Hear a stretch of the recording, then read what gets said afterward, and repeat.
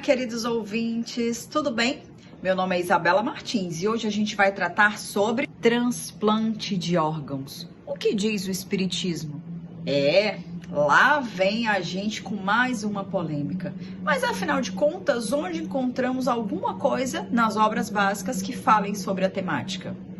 Bem, nas obras básicas propriamente dito, não há nenhum tema que trate diretamente ou especificamente sobre esse assunto. Mas, quando nós estudamos a fundo a doutrina espírita, dá para compreender qual seria o ponto de vista da doutrina. E é preciso, então, primeiro, falar sobre o entendimento de que o corpo é apenas um veículo, um transporte, algo que nos é útil nessa encarnação. Partindo então dessa encarnação para um plano espiritual, precisamos ainda desse veículo? Não mais. Então, se aquilo que me serviu poderá ainda ser útil para outra pessoa, por que não? Segundo ponto importante é a necessidade do desapego. Afinal de contas, somos espíritos. E sendo espíritos, não precisamos desse invólucro material e nem de qualquer um dos órgãos que nele estejam contidos. Porque o envoltório do espírito é o perispírito. E nós não precisamos desses olhos, por exemplo, para ver, desse nariz para sentir o cheiro, dessa boca para comer. A partir do momento em que nós estamos na nossa verdadeira pátria, que é a pátria espiritual, nós estamos o quê? Libertos, digamos assim, dessas necessidades mais materiais. Mas, Isabela, então, quando nós morremos, nós não vemos mais, não comemos mais, não sentimos mais os cheiros?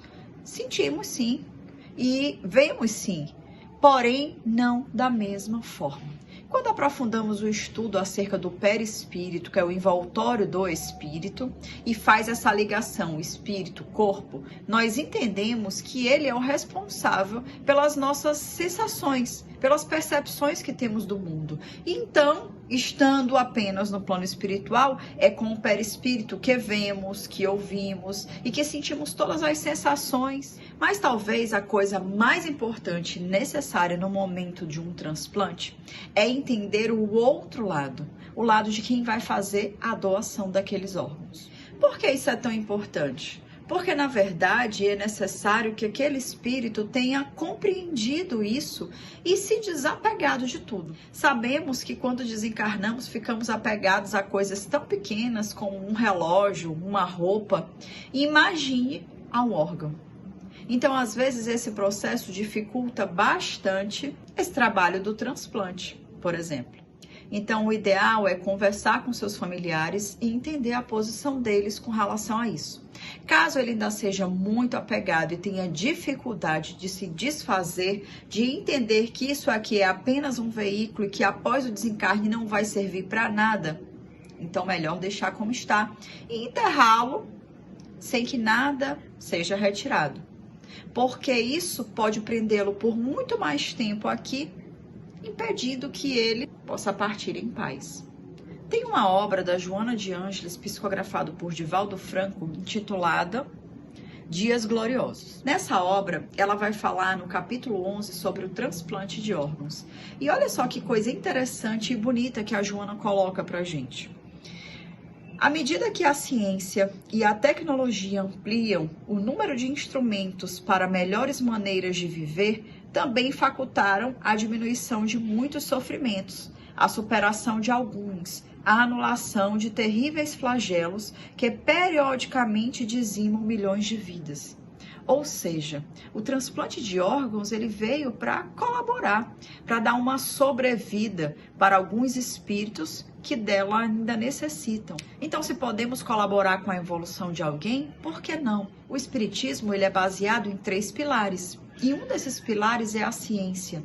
Então, nós não estamos contra a ciência.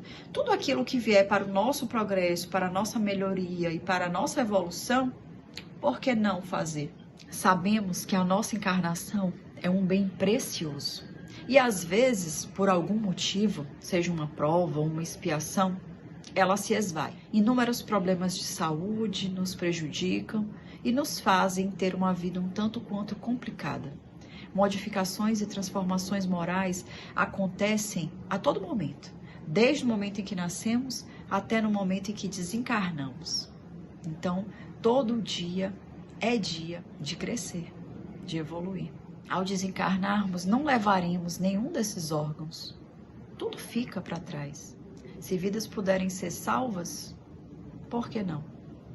Mas primeiro, isso precisa estar muito bem resolvido dentro de você.